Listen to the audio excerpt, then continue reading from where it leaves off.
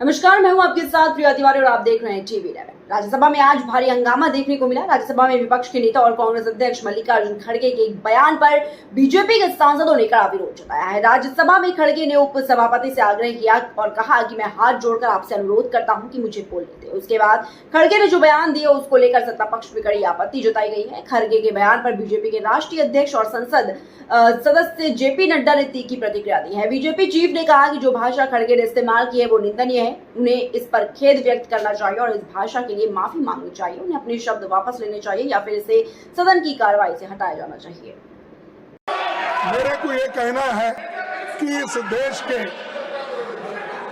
एक भाग को और एक भाग के जनता को अगर आप उनके स्वाभिमान को ठेस लगाने की बात करेंगे और आप ये कहेंगे कि अनकल्चर्ड, अनसिविलाइज्ड और वो मानव नहीं है, अगर ऐसा कहते हैं तो आप मंत्री से इस्तीफा लो।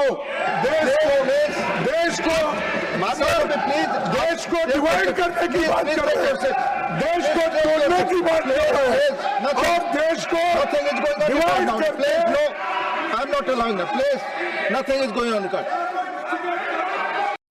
आपके माध्यम से सदन के सदस्यों से के साथ मिलकर जो हमारे अभी वर्तमान उपस्थित हैं, एक बात ध्यान में लाना चाहता हूं कि कुछ दिनों से मैं देख रहा हूं कि हाउस में 267 रूल के तहत लोग सुबह सुबह नोटिस दे देते हैं और आपने एक बार नहीं अनेकों बार जो चेयरमैन साहब ने रूलिंग दी है 8 दिसंबर 2022 को और 19 दिसंबर 2022 को,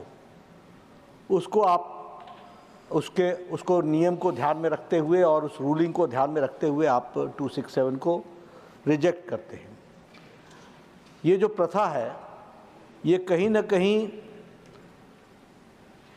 विपक्ष के द्वारा इंस्टीट्यूशन को डैमेज करने का कुत्सित प्रयास है।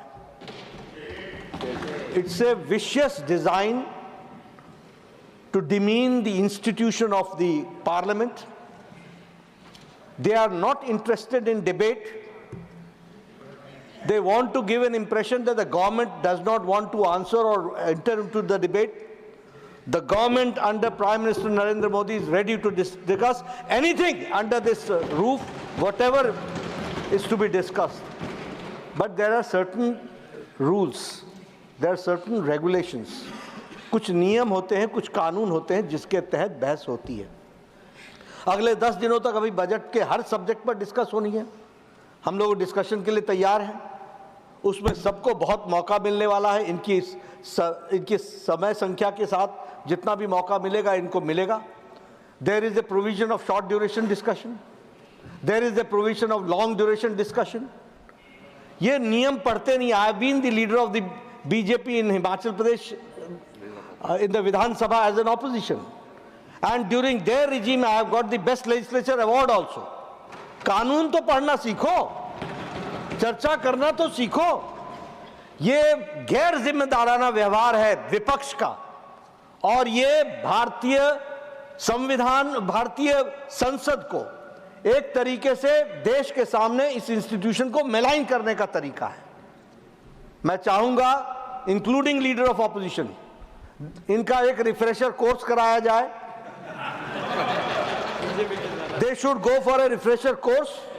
They should understand the rules and the regulations, and they should come. And the government is ready to discuss anything. कोई भी बात कहेंगे उसको हम डिस्कस करने के लिए तैयार हैं।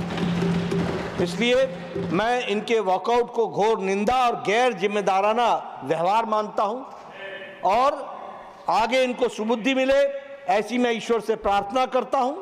और देश को मैं ये बताना चाहता हूं कि मोदी जी के नेतृत्व में चलने वाली सरकार हर तरीके के चर्चा के लिए तैयार है और देश को जिम्मेवारी तरीके से मोदी जी के नेतृत्व में देश सिर्फ इस देश की छवि दुनिया में स्थापित हुई है, इसको भी ध्यान में रखना चाहिए। तो हम अपने घर में सारी चीजों को करने के लिए तैयार हैं, चर्चा करने के लिए तैयार हैं। धन्यवाद। वहीं खबर कानपुर से है, जहां पर एक 38 वर्षीय महिला जो 2 बच्चों की मां है, अपने पति और बच्चों को छोड़कर एक अनजान प्रेमी के साथ फरार हो गई। प्रेमी उसे इंस्टाग्राम पर मिला था और जब जीवन यापन करने के लिए अनजान प्रेमी को अपना लिया। पीड़ित पति ने मीडिया के सामने आकर अपनी दर्दनाक कहानी साझा की और अपनी पत्नी की वापसी की आस लगाई है। उनकी 2 नाबालिग बेटियां भी अपनी मां की वापसी की उम्मीद लगाए दूर दर दर भटक रही हैं। क्या नाम है आपका और क्या आप कहना चाहते हैं? मेरा नाम अमित मिश्रा है और मैं सोशल मीडिया का शिकार बन गया हूँ। सोशल मीडिया में इंस्टाग्राम आईडी एक विक्रम बिष्ट नाम का लड़का है, जिसको मेरी वाइफ को बराबर video call, audio call messenger से करता था। 12 तारीख को मैं ऑफिस गया हुआ था और मेरे बच्चे जो हैं स्कूल के घूमने गए हुए थे। वो वाइफ मेरी घर का पूरा सामान लेके दिल्ली कानपुर सेंटर से दिल्ली उसके साथ चली गई। मैं बहुत परेशान हूँ। मेरे 2 बच्चे हैं और 2 बच्चे नाबालिग हैं, एक 13 साल की, एक 12 साल की। आप बताइए सोशल मीडिया में क्या यही सब होता है क्या? लोग बताओ, 12-13 साल के बच्चे की माँ अपने आप छोड़ के चली जाती है। मुझे पता नहीं था। मैंने क्या किया, बर्रा थाना में उसकी गुमशुदगी की रिपोर्ट लिखवाई जाके। 2 दिन बाद उस लड़की की आईडी मैंने अपनी वाइफ को जब देखा तो मैंने उनको बताया जाके, सर ये इस आदमी के साथ मेरी वाइफ चली गई। जिसको बताए हुए मेरे 15 दिन हो चुके हैं, है ना। उसके बाद भी अभी तक कोई बात नहीं पता चल पा रही, वो औरत मेरी कहाँ पे है, किस जगह। हम वहीं खबर उत्तर प्रदेश के बांदा से, जहां पर मोटरसाइकिल से स्टंटबाजी करने पर 24,500 का जुर्माना। मोटरसाइकिल को पुलिस ने सीज किया है। सड़क सुरक्षा नियमों का पालन न करने पर सख्त कार्रवाई होगी और इसके पुलिस ने निर्देश दिए हैं। सोशल मीडिया में वायरल हो रहे स्टंटबाजी का वीडियो सोशल मीडिया पर वायरल हो रहा है और आपको बता दें कि मीडिया सेल इसकी पड़ताल कर रही है। बांदा के मठौन थाना क्षेत्र के अंतर्गत रहने वाले युवक का वायरल हुआ था स्टंटबाजी का वीडियो। अपर पुलिस अधीक्षक ने सड़क सुरक्षा पर जारी किए निर्देश। सड़क सुरक्षा नियमों का उल्लंघन करने वालों पर सख्त कार्रवाई होगी। स्टंटबाजी करके अपने और दूसरों की जिंदगी के साथ लोग खिलवाड़ कर रहे हैं। साइबर सेल और मीडिया सेल के द्वारा स्टंटबाजों पर रखी जा रही है निगरानी। सर, सोशल मीडिया पर एक स्टंटबाजी का वीडियो संज्ञान में आया था, क्या कार्रवाई की गई है? जनपद बांदा में सोशल मीडिया सेल के द्वारा एक सोशल मीडिया में स्टंटबाजी करते हुए वीडियो संज्ञान में आया। उसका संज्ञान लेते हुए मोटरसाइकिल की पहचान की गई और उसको सीज किया गया है। और जो मोटरसाइकिल चलाने वाले हैं उसके खतरनाक ढंग से मोटरसाइकिल चलाना और स्टंटबाजी करने के आरोप में 24,500 रुपये का जुर्माना किया गया है। और इसके माध्यम से सभी को अवगत कराना है कि मोटरसाइकिल चलाते समय यातायात नियमों का पालन करें, खतरनाक ढंग से मोटरसाइकिल न चलाएं, स्टंटबाजी न करें और जब भी मोटरसाइकिल चलाएं हेलमेट पहन कर मोटरसाइकिल। खबर कानपुर से, जहां पर घाटमपुर थाना क्षेत्र के भैरमपुर गांव के किनारे खेत में अधेड़ का रक्त रंजित हालत में शव पड़ा मिला है। आपको बता दें, सूचना मिलते ही घाटमपुर और सजेदी पुलिस मौके पर पहुंची। पुलिस ने फॉरेंसिक टीम की बुलाकर घटनास्थल से साक्ष्य जुटाए हैं। पुलिस ने परिजनों को कार्रवाई का आश्वासन देने के साथ अधेड़ के शव को पोस्टमार्टम के लिए भेजा है। मामले में घाटमपुर एडीसीपी महेश कुमार सिंह ने बताया कि फॉरेंसिक टीम को घटनास्थल पर बुलाया गया है। घटना की गहनता से जाँच पड़ताल की जा रही है। तहरीर के आधार पर आगे की कार्रवाई की जाएगी।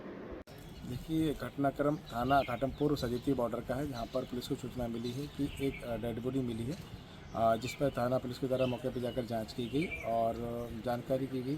तो जो मृतक है उसकी पहचान परशुराम यादव, उम्र 58 वर्ष, ग्राम जमालपुर, थाना सजेती का रहने वाला है। किसी ने उसके सर पे और मुँह पे कुछ पत्थर से वार किया है। जो आसपास की जानकारी की गई तो पता चला है कि मृतक जो है शराब पीने का आदी था। उस तरफ भी पुलिस के द्वारा जांच की जा रही है।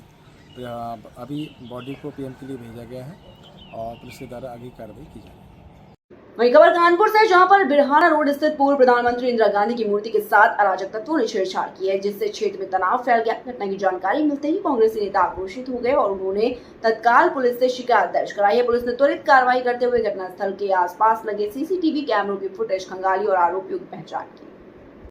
जी, बिरहाना रोड पर इंदिरा गांधी की मूर्ति करी गई है, पुलिस क्या बोले? देखिए, ये जो है अराजक तत्वों का काम है। सीसीटीवी फुटेज के आधार पर पुलिस ने 2 लोगों को गिरफ्तार किया है। कोई एक अनमोल गुप्ता है और एक और कोई अन्य है। हमारी पुलिस से ये मांग है, प्रशासन से ये मांग है, जो भी दोषी हैं उनको भी गिरफ्तार किया जाए। और ये सिर्फ इन 5 लोगों तक सीमित मामला नहीं है, निश्चित तौर पे इसके पीछे कोई दूसरे लोग भी हैं, जो कि मुझे संभावना ये भी है कि हो सकता है भाजपा के लोग इसमें शामिल हों, क्योंकि भाजपा के लोग पूर्व प्रधानमंत्री इंदिरा गांधी को बर्दाश्त नहीं कर पाते हैं। क्योंकि इंदिरा जी ने इस तरह के अराजक तत्वों के खिलाफ और देश विरोधी तत्वों के खिलाफ कार्रवाइयाँ की थी। पाकिस्तान के 2 टुकड़े किए थे। तो ये लोग इंदिरा जी से तो नफरत करते हैं, इसलिए इंदिरा जी की प्रतिमा को चोरी छुपे तोड़ा है रात के अंधेरे में, और सीसीटीवी फुटेज से सबकी पहचान हो गई है। इनसे पूछताछ होगी तो इनके पीछे जो लोग हैं वो भी बेनकाब होंगे। उसमें राहुल गांधी जी का क्या हुआ? देखिए, राहुल जी की तो दादी थी, राहुल जी उसमें क्या करेंगे? राहुल जी को ये बात अच्छी नहीं लगेगी अगर उन तक बात पहुंचेगी। आगे क्या रणनीति रहेगी कांग्रेस? रणनीति ये रहेगी कि देखिए सारे लोग गिरफ्तार हों, और ना सिर्फ गिरफ्तारी हो, इसके पीछे जो लोग हैं उन पे भी कार्रवाई होनी चाहिए, क्योंकि ये सिर्फ इन 5 लोगों शरारती तत्वों का काम नहीं है। जरूर एक गहरी साजिश है, बड़ी साजिश है, क्योंकि वो प्रतिमा पहले तोड़ी गई थी।